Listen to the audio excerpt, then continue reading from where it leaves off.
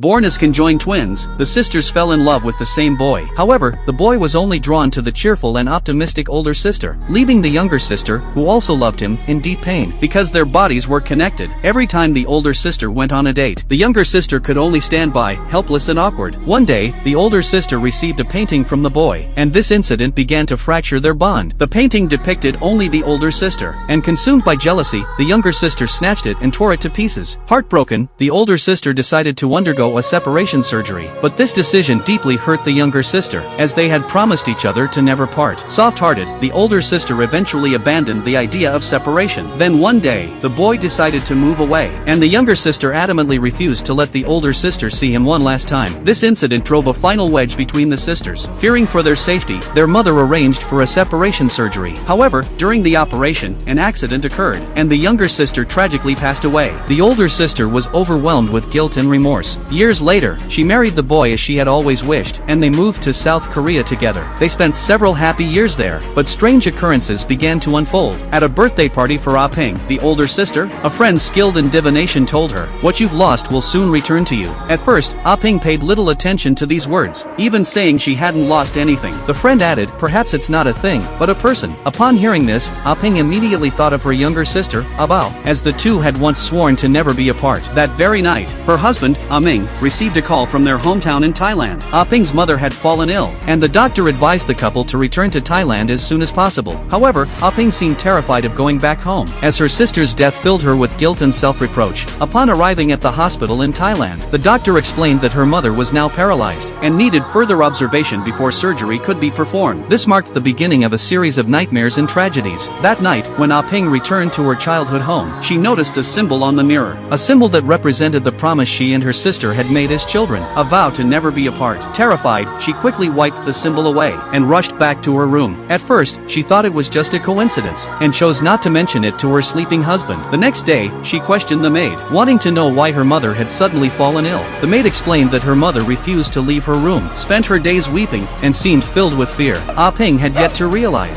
that even more terrifying events were yet to come.